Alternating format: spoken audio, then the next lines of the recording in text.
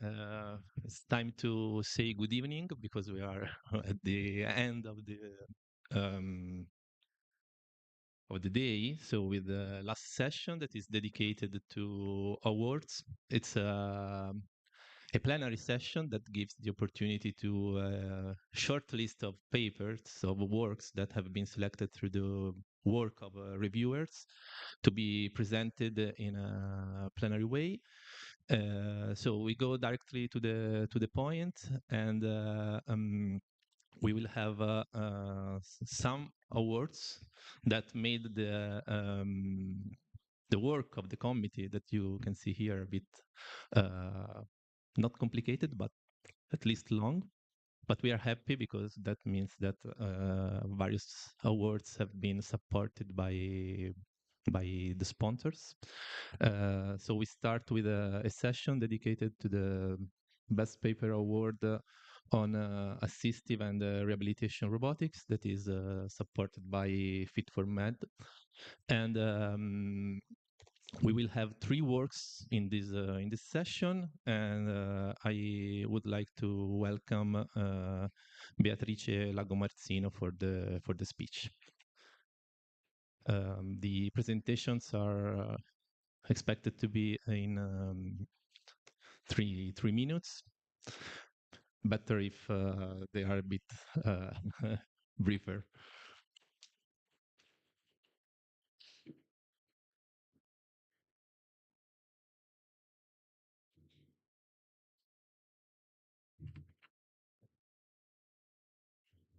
Okay, so Try if it works. You can,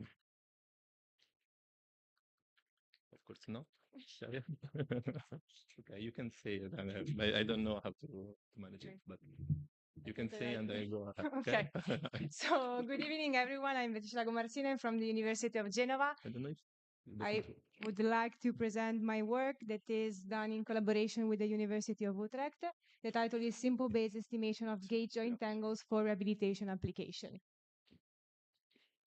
So the topic is the gait analysis. Gait analysis is really important because it gives the possibility to extract some quantitative information about neurological disease, for example. So if we can evaluate asymmetries, rigidity, and instability that can be correlated to some pathologies.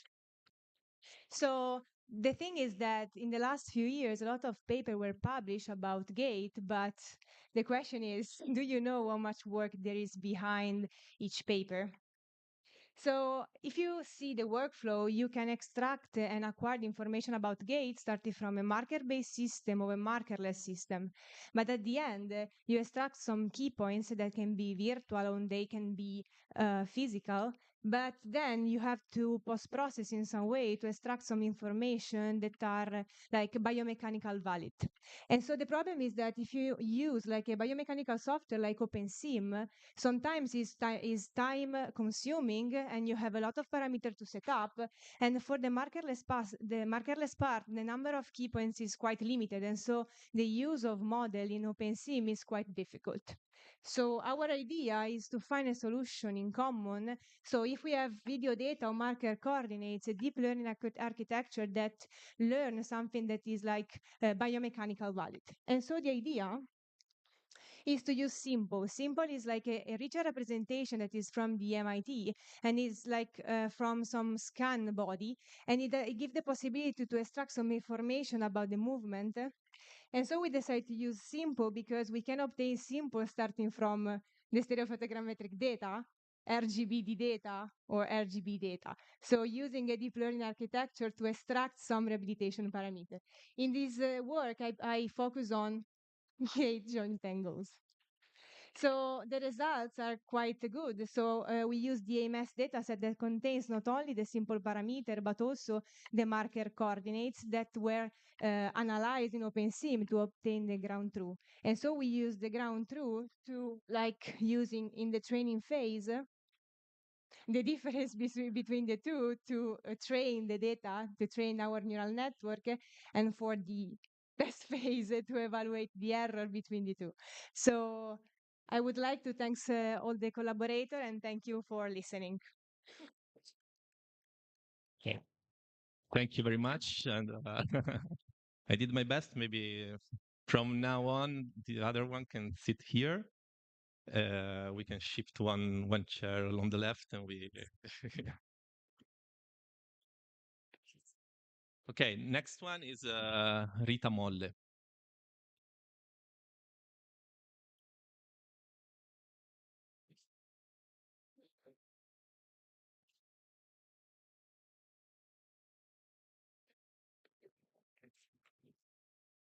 Good evening, everyone. I'm Rita Molle from Università Campus Biomedico di Roma, and in our work identifying key parameters in physiotherapist decision-making for robot-aided rehabilitation, we tried to overlap some current limitations that there are in robot-aided rehabilitation. In particular, current adaptation strategies that are implemented on this type of robotic platforms rely on fixed rules and miss the therapist decision making. So to overcome this limitation, we decided to analyze the decision making of physiotherapists in adapting the robot assistance level based by correlating and analyzing the relationship between their decision making and some some measurable parameters such as the physiological signals, the motor performance, and some subjective feedback. In our case, we enrolled 8 orthopedic patients along with their physiotherapist, and while the subject was executing the movement, that is a 3D point-to-point movement, the physiotherapist collected the subjective feedback in terms of exertion and the pain level, while the integration of a multimodal monitoring system allowed the collection of both physiological activity and motor performance. During the rehabilitative session, the physiotherapist decided to change the assistance level. So, based on a first analysis, that is a correlation analysis of this parameter with the different assistance level, that in our case were 3, we found some level of dependency or association between the variables and the therapist choices. So we developed a more in-depth analysis to evaluate the relationship for each factor. So these factors were were related to the different assistance level and to the decision making of the physiotherapist, and we can see from these figures that higher exertion or pain leads to the therapist to increase the assistance level, while greater patient effort results in decreased assistance level. So in this case, the physiotherapist tried to improve the engagement of the patient.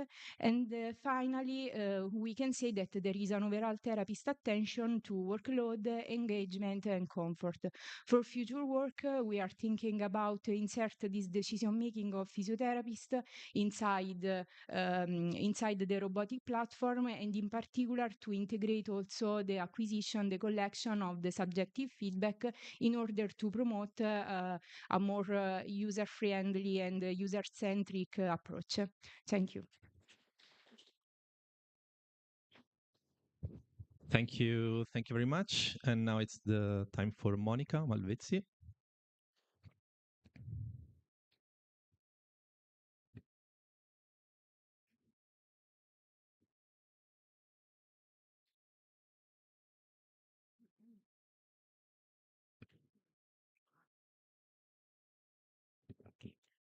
Good evening. Thank you to the committee for the opportunity to present my work also in this plenary session. So our work is entitled Design Process of Rigid and Soft Robotic Gloves for Hand Rehabilitation, combining clinical research methodologies and engineering practice. The challenge that we wanted to face in this work is a challenge that we often find in the design of devices that work closely to humans, and in particular devices that are worked by humans. That is that usually it's not easy to translate clinical requirements in engineering requirements like we do, and in the opposite, often all clinicians we know from the work that we did with them, often clinicians find some difficulties in choosing the proper device for the application that they need. So in this work, we decided to implement a methodology that is called in the literature like PICO, that is used in meta-analysis and is employed several in different cases of clinical practice, in which this methodology attempt to standardize in some way the design method, the design process. P stands for population or problem, and we translated it in our case in pathology. I is the intervention that we so the solution that we try to implement. C is for the comparison, so how our solution stands with respect to the existing one, how it solves the problem, and how O is the outcome, so the results that we expect from the solution that we proposed. In this work, we applied this methodology. We tried to apply this methodology to if we if we success to extend it as a general methodology for the design of medical devices, and in particular wearable devices for rehabilitation, to two types of rehabilitation devices for hand rehabilitation. The first one has a rigid structure with a modular structure in which each finger is actuated with a single linear actuator, and a rigid kinematic chain allows the actuation of the flexion and extension motion of the fingers, while the thumb is actuated with two linear actuators. Even if this structure is rigid, the peculiar kinematic chain allows it to adapt to user with different hand sizes. The second solution that we developed following the approach that I summarized is a different solution in which we have a flexible glove actuated with tendons. In this case, the structure is even more flexible in the sense that we can easily adapt with different number and arrangement of tendons, and the actuation is made of by means of twisted string actuators that are actuators that are very small and can be easily worn on a bracelet, for example. And this preliminary activity demonstrated that this approach can be used to not fulfill yet the gap between design and practice, but at least put a step forward. Thank you. Thank you very much. So these were the three works under the thematic of assistive rehabilitation robotics. And now it's time for involving the audience, because we prepared this fantastic tool for you to express your preference.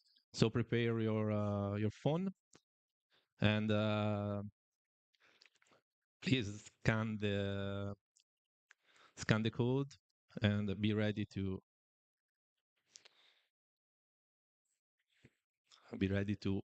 I don't know.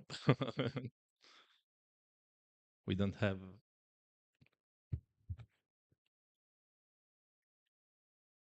I promised that before it was working.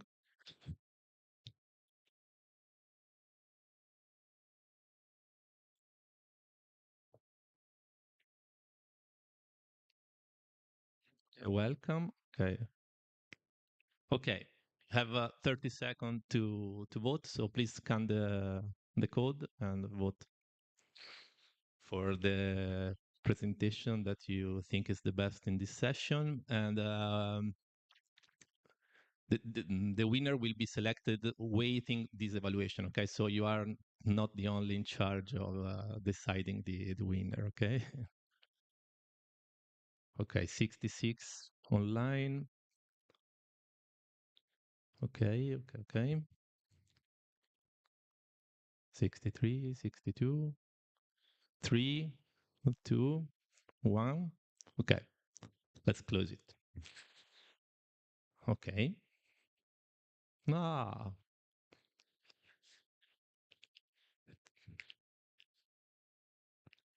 Dun, dun, dun. Okay, now let's go ahead with we did many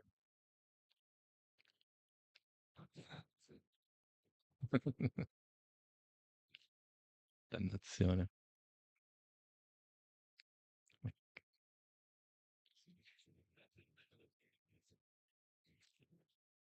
Ok,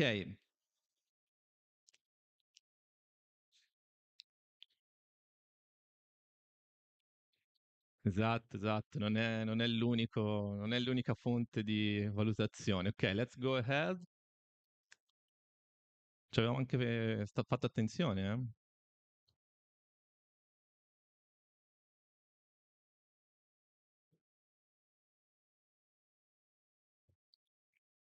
Okay, now it's the time for the session dedicated to the three works that are the finalists for the Surgical Robotics Award that is supported by the Endo-Theranostic sponsor. So let's call here Luca Beber. Please tell us how to pronounce your name correctly, and let's go ahead.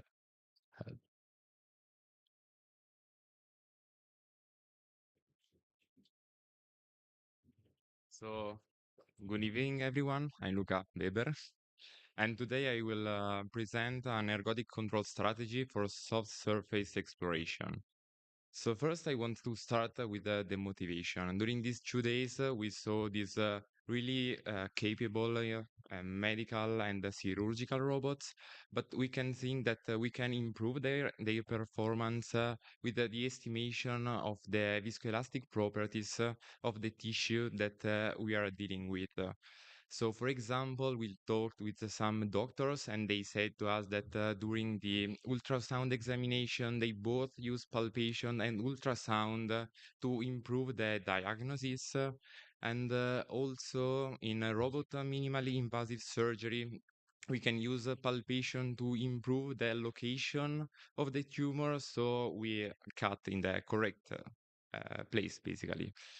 And palpation is also used during screening examination by doctors, but is really subjective. So one doctor and another doctor can feel different things and requires high skill and long training. So we think that a good solution can be represented by an autonomous robotic palpation system. This autonomous robotic palpation system need three main components: a model of the tissue softness, a way to estimate the viscoelasticity in real time, and a way to plan the optimal trajectory during the search. We dealt with the first 2 points in a previous work, and in this work, we are dealing with finding the optimal trajectory. We do it with the ergodic control, that is a way to find the trajectory that spend more time in the most informative region. During our experiment, we use a collaborative robot equipped with a 4-torque sensor, a 3D printed indenter, and a custom-made silicon sample with hard stuff inside. In this video, we can see the robot palpating the silicon samples. So on top, we have the elasticity map. We can see that is updating online. We start with no information, and over the time we collect information. We see here that we discovered the stiff area. In the lower part, instead, we see the heat map that is driving the exploration. So the heat part are the most informative part, while the blue part are the cold part that are the less informative. During the exploration, there is a good trade-off between exploitation and exploration. And then finally, we can see that we found the stiff area, and we refine the position and the value of stiffness in that area. Thank you very much.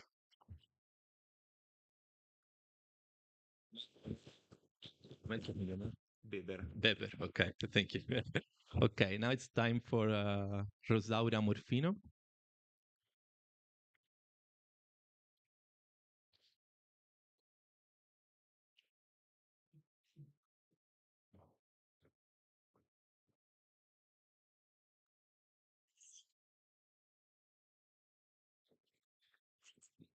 So, good evening, everyone. My name is Rosaura Morfino, and I am a PhD student at the Creolab at Campus Biomedico University of Rome.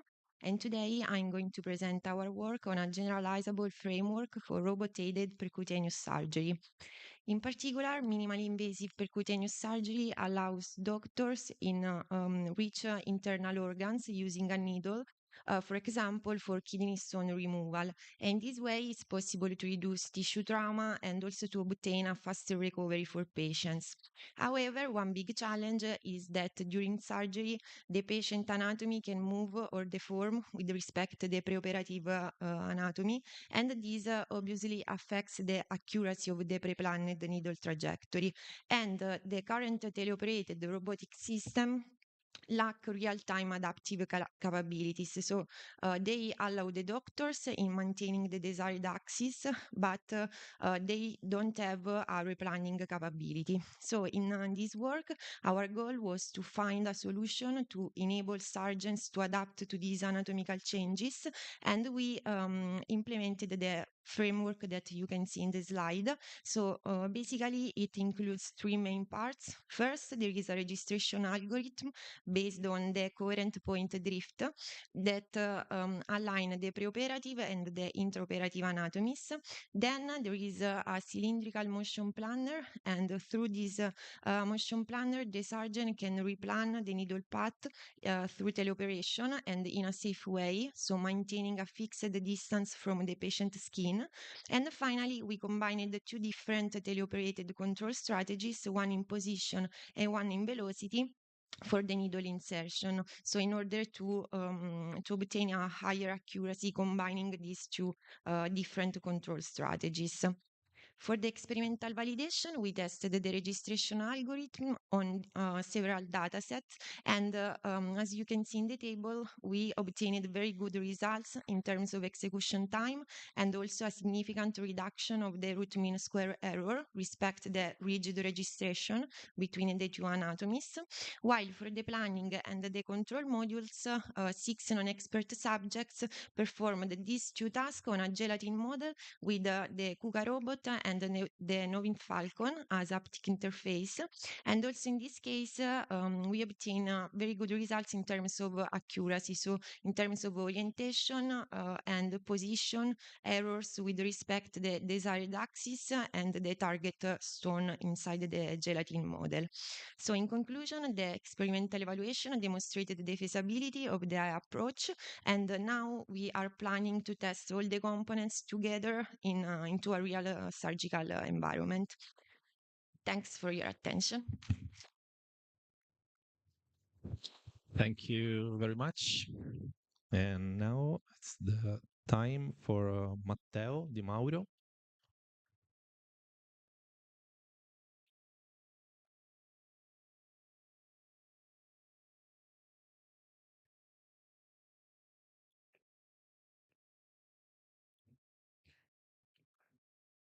Good evening, everyone. I'm Matteo Di Mauro from Politecnico di Milano, and I'm here to present our work entitled Development of an Augmented Reality-Based Framework for Robotic-Assisted Medical Contact Reach Task. So our background was to create an augmented reality interface to be able to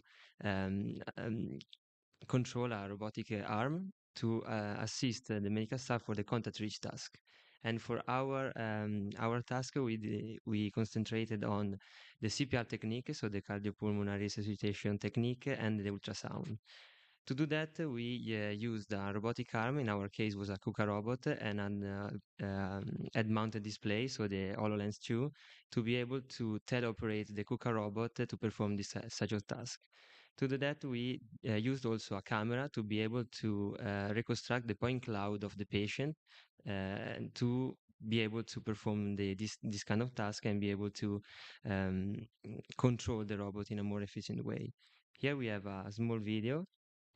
Okay, so the system components were in the patient side with the robot, the camera, and the torso, and in the medical staff with the augmented reality interface. So here we have the workflow of the developed system. So we have the user on the left side that is teleoperating the KUKA robot in the augmented reality and is moving the KUKA arm in position. Then we are able to achieve and create this point cloud, as you can see on the right, and that is the point cloud of the torso of the patient. Then we are able to move the end effector again of the KUKA robot to position, in this case, the ultrasound probe on the torso, and then activate the force control so that we are able not to compress too much the patient and to be able to be always on the surface of the patient. Then during the task execution, we can move the arm as we want, and with the force control technique, we are able always to keep in touch with the torso. So here the operator side is moving, as you can see from the right, the probe, and in real time, the robot follows the operator technique. So here we completed the technique, and we are able then to remove the force control and be able to freely move the robot again and reposition the probe the probe in this case, and then to reperform the task. So for to validate our work, we did 3 experiments. So the first one was to calibrate the camera that we have with the operating table. Then the second was to actually monitoring the latency that we have from the augmented reality side to the real robot activation, and we were able to have just less than a second of the latency. And the last one was to use this force control technique, and with the 3 different forces, we were able to understand how much the forces of the robot operating on the patient side. And thank you for your attention. Thank you very much. So let's try with the second session of this social experiment. Let's see if we are luckier now with the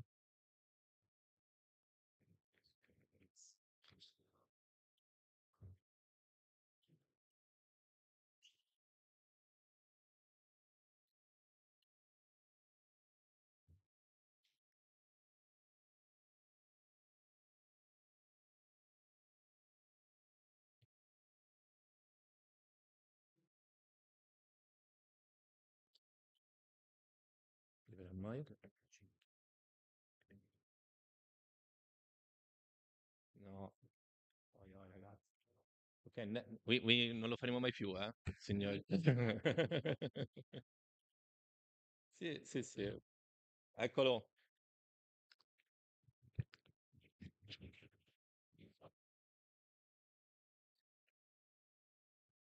Ore e ore di test come nella robotica, poi si va a fare la demo e qualcosa.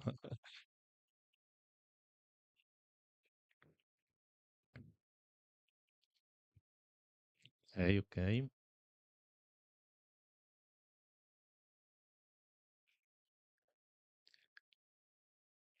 Bene. 3, 3, 2, 1.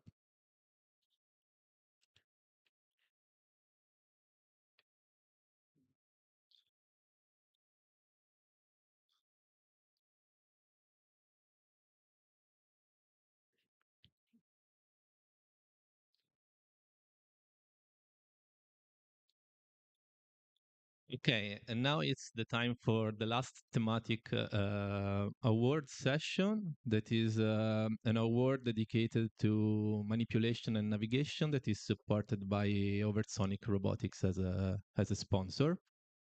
So I would like to welcome Alessandro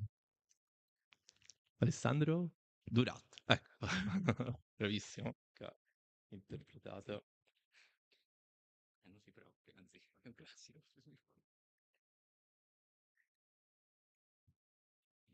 Please. Okay, thank you very much. Oh, thank you. So, good evening, everybody. I'm Alessandro Durat. I'm a PhD student from the NEAR Lab in Polytechnic of Milan. And in collaboration with the Pararobotics, I'm here to present you my work on dynamic informed RT star for Tiago service robot navigation in an hospital environment. So the number of autonomous mobile robots has increased in the last years in hospital environments, which are very cluttered and dynamic, especially in order to help medical staff in moving small to big dimension objects, and especially to help patients with impairment in moving. And in order to do so, robots has to travel and move around these very dynamic environments without colliding with any object or person. And to do so, path planning algorithms are required. In particular, sampling-based planners are very useful because they enable very fast replanning, but they need adaptation for real clinic use with respect to a search-based path planning algorithm. And the goal of our goal is to develop and evaluate our own version of informed artist star in order to ensure a safe movement inside an hospital. In particular, our algorithm was simulated inside a map that represents a two-scale surgical room in which the obstacles are modeled after both furniture, medical equipment, and medical staff, of course, which became some dynamic obstacles during the experiments. Our planner was enhanced using a weighted goal bias in order to allow a faster replanning and more shifted towards the goal section without destroying the sampling, and an adaptive neighborhood radius, which decreases with the increase of the number of nodes that are sampled, and as much as the robot approaches to the goal. In order to transform our algorithm in dynamic, we decided to use and execute alt replan loop that can be shown here, in which the robot stops whenever starts to execute the first path towards the goal, and stops whenever an obstacle collides with the following part of the path. Then the robot is capable of starting replanning and continue its path towards the goal without colliding with any obstacle. The preliminary results show that our algorithm is capable of allowing the robot to reach the goal with 100% of success rate, and with a path which is very close to the, we can say, the optimal one in a static map. The problem that means that we still have room for improvement is that our algorithm, sorry, is still a little bit late in performing the replanning. So our future goals are to reduce the replanning latency, and also to use our algorithm on a real Tiago platform. Thank you for your attention. Thank you very much. Thank you very much. And now let's call Marco Baracca.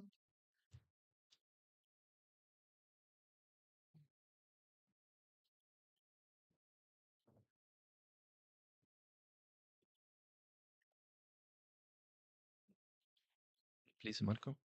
So, good evening, everyone. I'm Marco Baracca from the University of Pisa, and today I will talk about grasping moving object through human-like motion. So, human likeness is an important feature during human-robot interaction because this could increase the predictability and acceptability during human-robot interaction, especially for movement, because human movement has peculiar features like minimum jerk and bell-shaped velocity profile.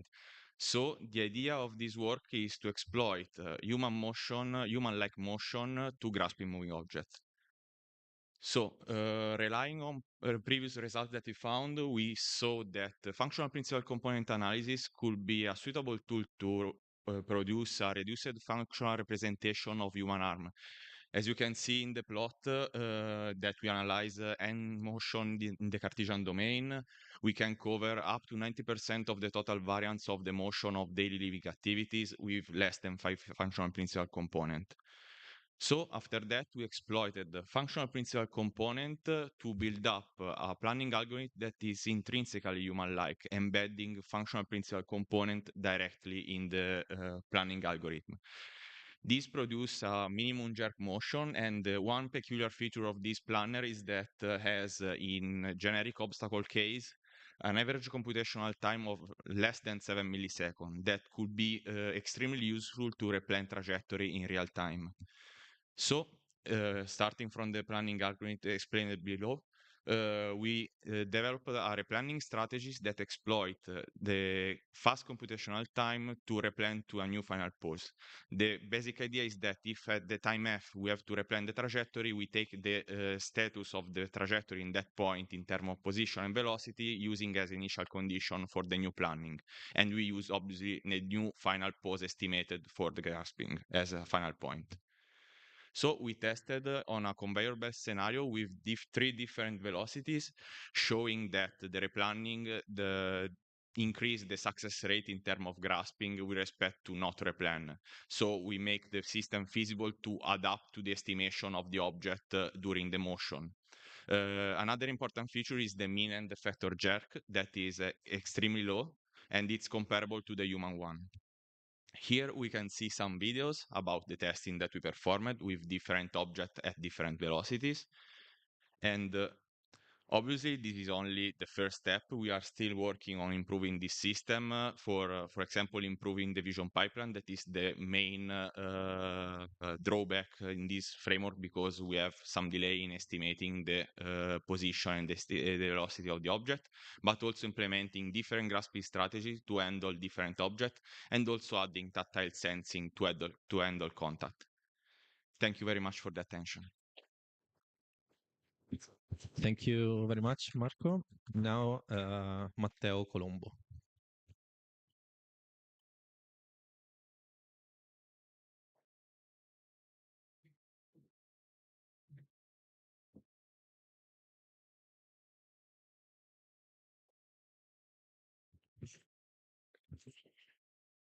Okay.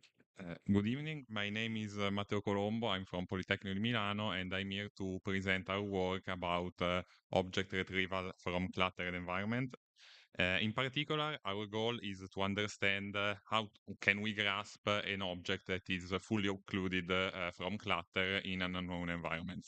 And to this end, we propose to coordinate different learned action, in particular, two different kind of linear pushing actions and the grasp action that are trained through deep reinforcement learning. In particular, if you see the flow chart here, the push actions are indicated in yellow and are called pushnets.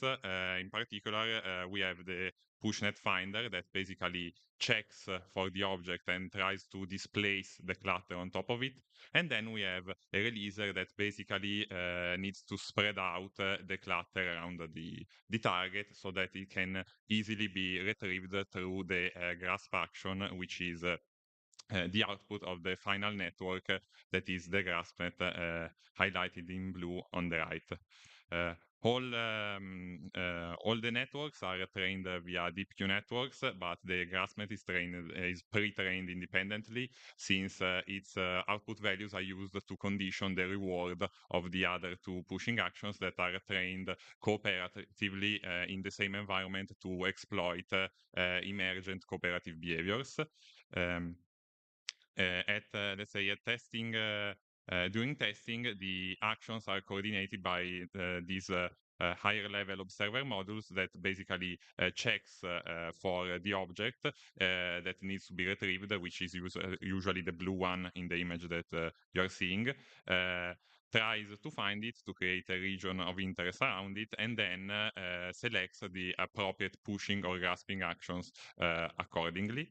And also has the important task of basically translating the pixel prediction which comes out of the deep networks to a real and applicable robot pose, since it also selects the Z parameter, so the height at which the actions needs to be executed.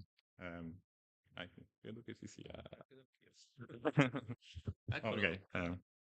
So the proposed framework is basically testing a lot of simulations and then deployed on real ABB collaborative robots. And these are, let's say, some highlights from the results. We trained on 2 different type of rewards: a greedy one, where basically we try to displace as many objects as possible at once with a single push, and also a targeted one, where we try to focus the pushing actions on a region of interest around the object. And we find out that even in the worst case, we achieve at least 86.7% success rate when the object is fully occluded, and this percentage rises up to 96% when the object starts in a visible position during the testing phase. And most remarkably, we can also deploy the trained networks directly on the real robot, given the type of inputs they are trained on, since both simulation and the real robot operated on the same RGB and depth images. So this is all. Thank you for your attention. Thank you very much. Thank you. Okay, be ready to vote again.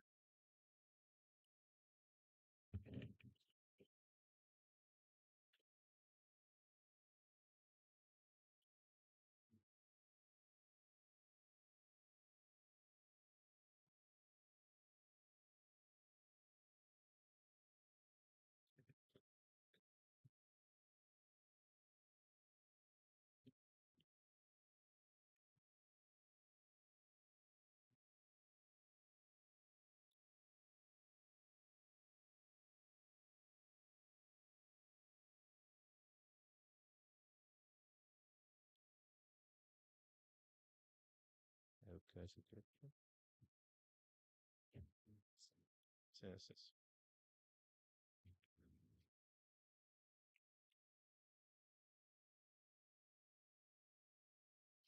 Okay. 3, 2, 1.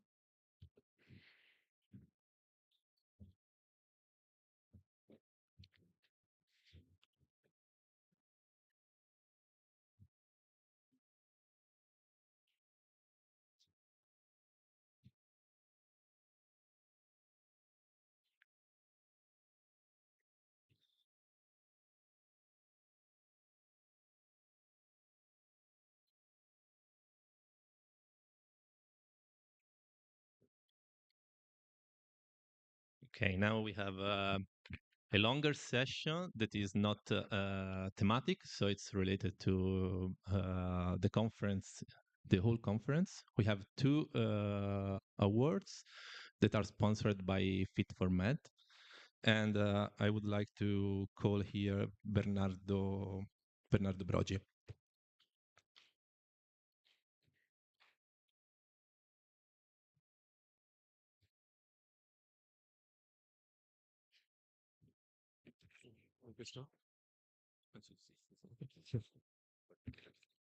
Okay. So, good evening, everyone. My name is Bernardo Brogi. I'm from the University of Siena, and I'm going to present this work entitled Quantifying the Perceived Sense of Control in Human-Robot Interaction by Exploiting the Hand-Blink Reflex. So, in human-robot interaction, usually the sense of control is measured through qualitative questionnaires. So there is no like a quantitative measure for assessing this quantity. So our aim in this work actually is to find a quantitative measure for assessing the human confidence while interacting with robots. So the main idea actually here is to exploit a neurophysiological quantity, which is actually the hand blink reflex. So is the blinking of the eye that can be triggered by electrical stimulation at the level of the iris, and can also be recorded by electromyography.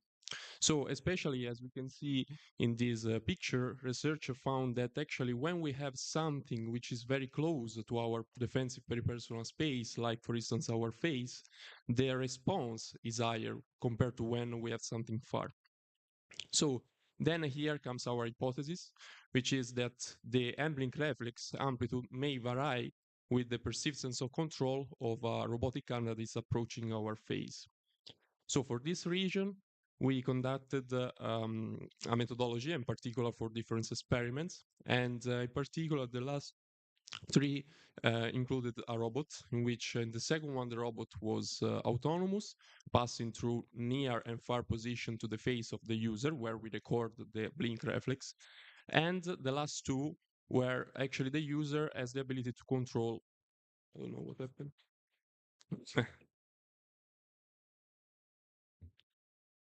Okay. Where actually the last two experiment where the user is able to control actually the arm. I would like actually to say how this behavior may change. At the debriefing, in order to compare our results, actually we ask the subject to fill a questionnaire in order to rate the perceived sense of control.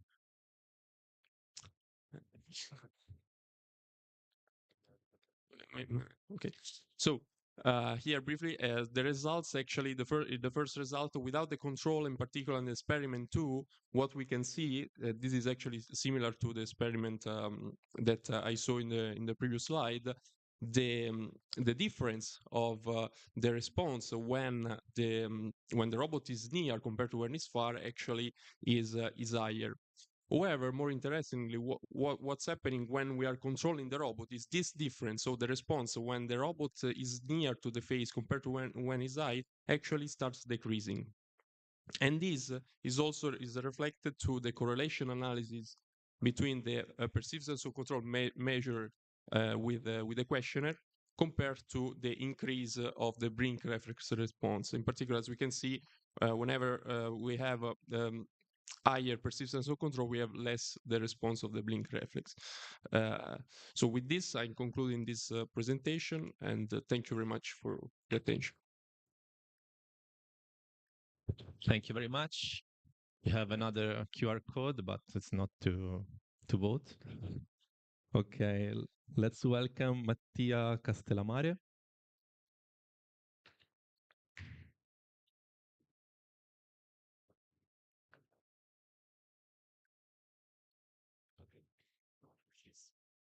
Okay, so good evening, everyone. I'm Mattia Castelmare. I'm PG student from Sapienza University of Rome, and today I'm going to present our work on sensorless localization estimation of external contact force. In human robot collaboration environment, detecting and managing contacts and collision is essential to prevent injuries and to ensure the safety of the operators. After a collision, two information are needed, and are the contact point on the surface of the robot and the force exchanges between the operator and the robot. To do that, we present a method that is a sensorless approach that doesn't involve any kind of external sensors, but only proprioceptive sensor, such as a moment. Uh, okay. Okay. So the method is based on proprioceptive sensors, such as joint encoders and joint torque sensors.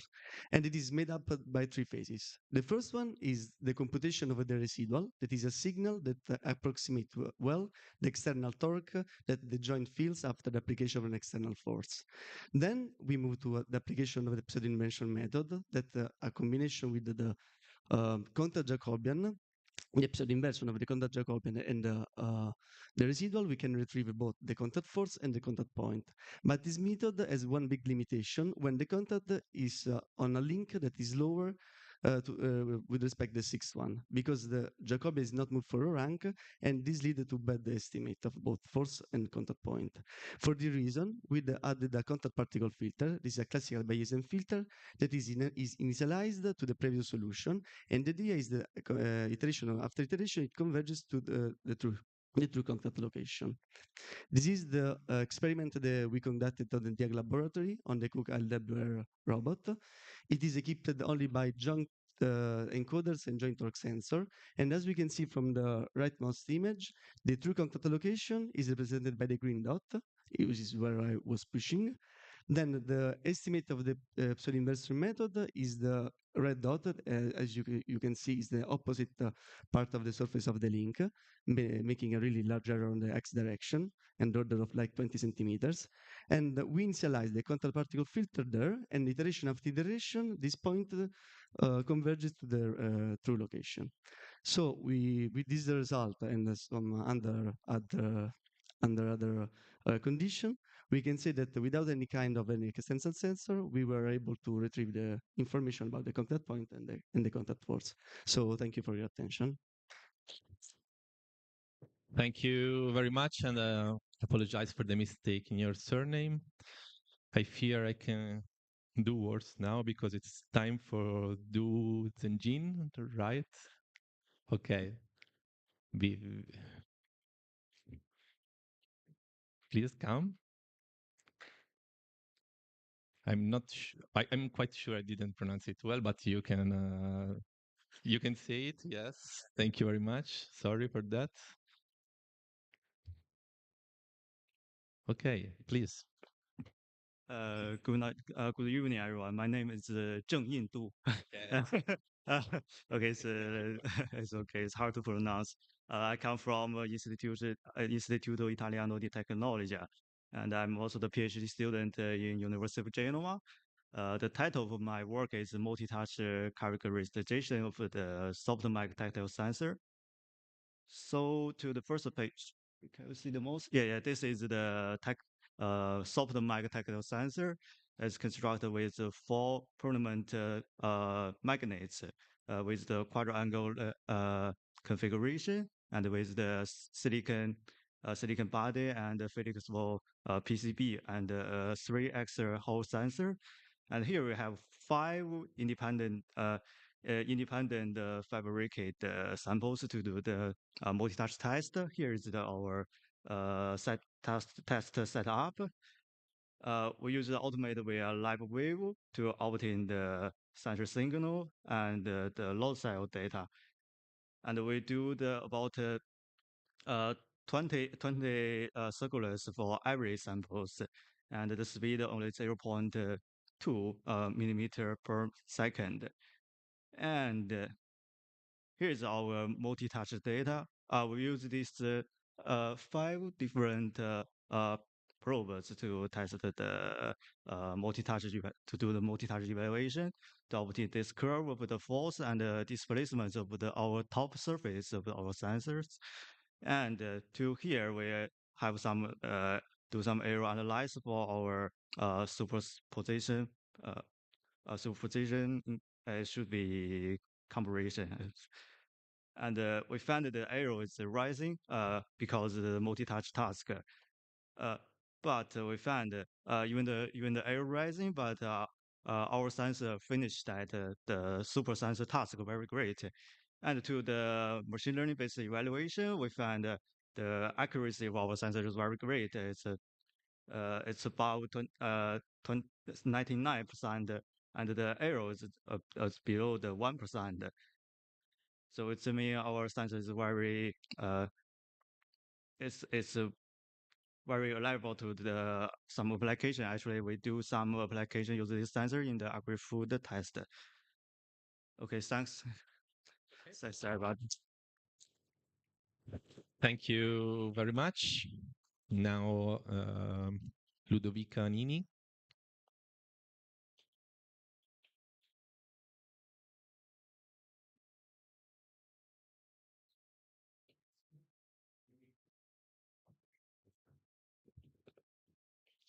Grazie, sì, avevo già. Hi to everyone. I come from campus Biomedico of Roma, and I'm going to introduce you my work about compliant element design for shape adaptivity, linkage-driven prosthetic fingers. 1 degrees of freedom linkage-driven prosthetic fingers feature constant intra-finger couplings for shape for pre-shaping, but that doesn't allow to perform shape adaptivity. So when the proximal phalanx gets in contact with an object, the entire mechanism stops its motion. For this reason, this work aims to implement shape adaptivity in a linkage-driven prosthetic finger without adding additional elements to meet the requirement of a limited volume of the human finger. The approach is based on multi-material printing through fusion deposition modeling because it allowed the combination of two materials with different mechanical properties. The selected link was divided in three domains. One soft domain made of TPU 95A and two rigid domains made of nylon. The materials were selected due to their thermical and chemical compatibility. Three parameters were tuned to obtain 36 combination in order to print a different kind of this compliant link.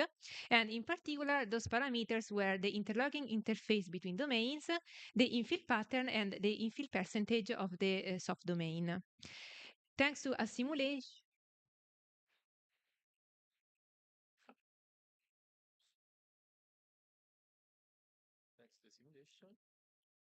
okay, perfect. And thanks to a simulation, the compression of the compliant link to grasp object with different diameter was assessed. A compression test was performed to identify the optimal parameter combination to obtain the softest behavior of the compliant link. And in particular, it was the rectangular interlocking interface with the cross 3D pattern and the 40% of infill. Another batch was printed using those parameters to assess the behavior of the TPU. After a preconditioning, as you can see from the graph, the TPU has a stable behavior. The hysteresis that can be shown by the graph does not affect the then it does not affect the application and the behavior of the compliant link when inserted into the prosthetic finger can be considered repeatable. Thank you for your attention. Thank you very much. Thank you. Now, Gabriele Costante.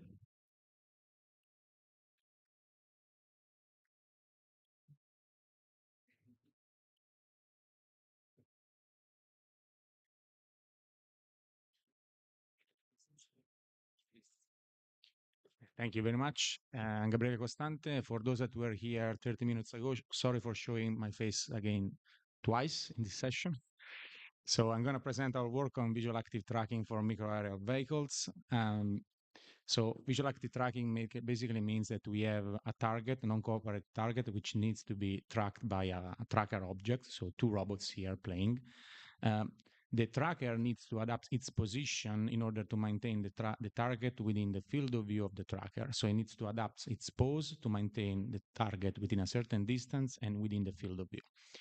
This application has a lot of, this solution has a lot of applications because we can use that on emergency situation, for example, for search and rescue, for monitoring, and also for cooperative building and construction. So state of the art usually focus on ground robots, sabotaging in action. Okay, on ground robots.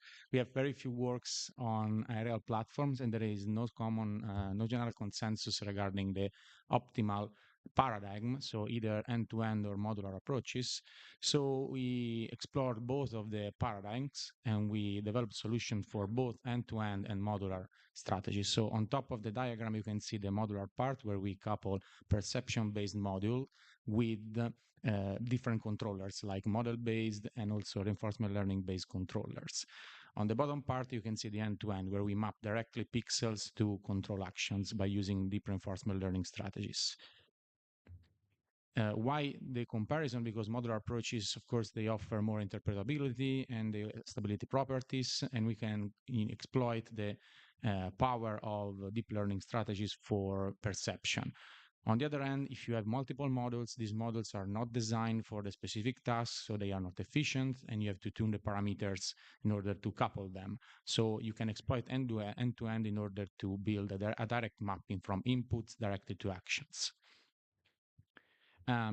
We built different simulation environments for both training and testing. So the weird scenarios on the left, they are used for training and to apply domain randomization for deep reinforcement learning, while the scenarios, the photorealistic one on the right, sorry, they are for testing in order to replicate real conditions.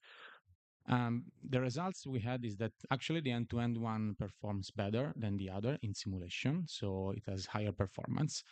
And also it's more robust, for example, to non-unpredicted situation and to higher velocity of the target. We also built a mixed reality framework to assess the domain shift capabilities of the deep reinforcement learning approaches, and we are actually able to control a real drone with a mixed environment where we basically generated views by using the simulator and feeding the control action to the real drone.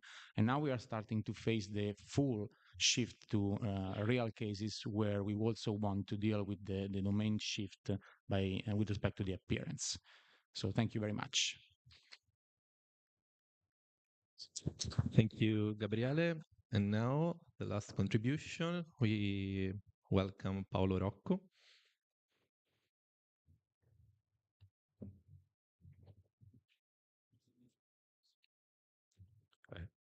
I hope it will resist till the end. Okay, let's try it. Please. Okay. Thank you. So I'm going to talk about robot programming by demonstration, segmentation, and bias set optimization. So I think that you all agree that programming by demonstration is a fantastic technique. I mean, it allows also non-expert users to program a robot skill without any line of code, so without writing any line of code. However, translating a set of demonstration into executable and reliable skills is a challenge because of variability in demonstration, because you have to extract task-relevant keyframes. So in this way, we have proposed a pipeline, an end-to-end pipeline for programming by demonstration that transforms some raw demonstration into compact skills that are also event-aware, so they can be executable also in cluttered environments. So the approach starts from gathering a few demonstrations that are classified also based on events that occur in order to assign to the correct skill. Next step is to align this trajectory because of the unavoidable variability of the human. So you need to align them. And then we use dynamic time warping, that is a very well-known technique. However, that is event informed. So we align the demonstration taking account also of the events like a button is pressed, a signal is triggered, and so on. Next step is a segmentation of these trajectories in order to decompose them into motion primitives. And this is done with dynamic programming. And we also develop a very efficient method that is of complexity that is linear with a number of time steps. And finally, we also have this bias set optimization at the end of the pipeline, which means that we have computation of mean and variance of the keyframes, and at runtime, we output a trajectory that is consistent with these keyframes, but however, it can adapt to the environment to be collision-free, safe, and also work for high-precision tasks. So we validated this approach with a mock-up, as you can see, of a cockpit of an aircraft and with some specific demonstration. And we obtain a success rate of 91% if the demonstration were taught by expert user, or 70% if they were taught by a first-time user. You can see here a couple of videos of two of the skills like knob twisting and pushing a lever in this cockpit. So thank you for your attention, and this was robot programming by demonstration. Okay. Okay, thank you very much. This was the last presentation. So let's go with the last voting session.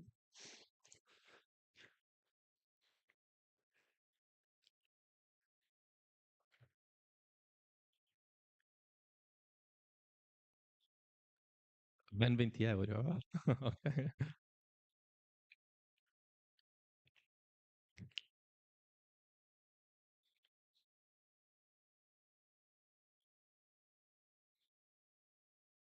Okay.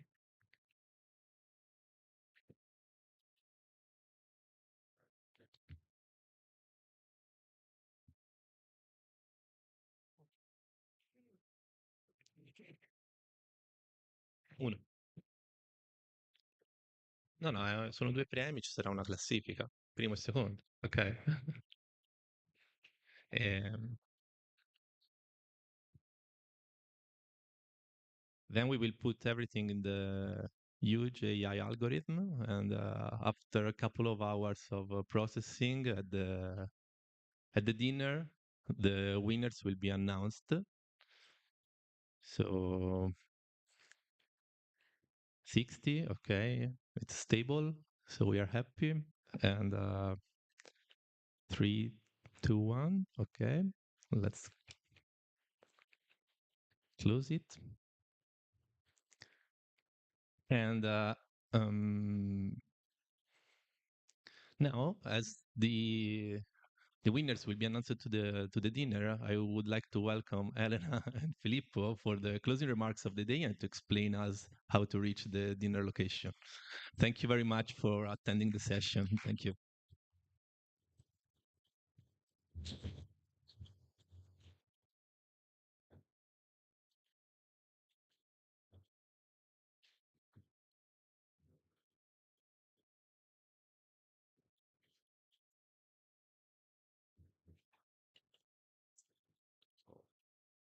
Thanks to remain until the end of these 2 days of conference.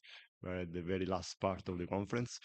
Just an information for those of you that today we're closing the 2 days of conference, while tomorrow there are still some activities related to IRIM.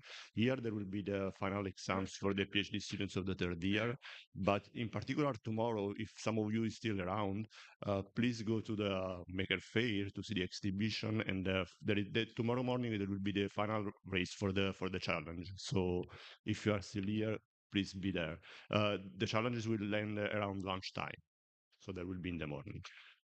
We have already collected some picture of the events. All the events were really interesting, were really crowded. So we are happy about the popularity of the workshop, of the activities.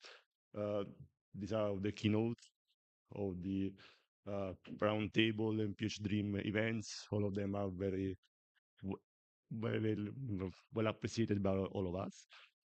These are some picture of the also if you can see this one is a nice meeting between real robots and our and the dog, and it's very nice. If some of you has a nice picture to share, we are going to post some of the picture on the website at the end of the conference. So thanks from my side for being here, and I leave the word to Elena.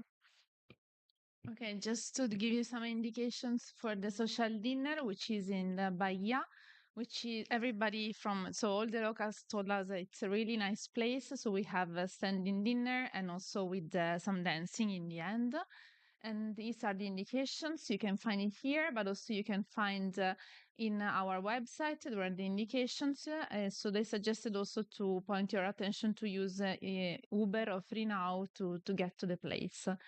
So just to conclude, so some words. First of all, I would like to thank Filippo because he had a lot of patience with me. He said, ci vuole pazienza. And also all the co-chairs were so helping and really a strong energetic group which made this conference possible. And a suggestion for the next chair.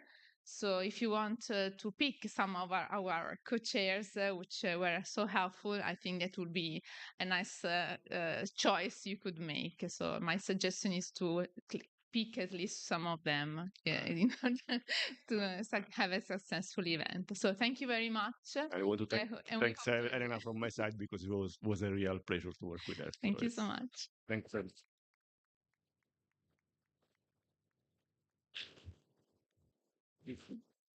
Elena, una foto di la stampa lui. Una foto. Una foto. Una foto tutti quanti. Sure.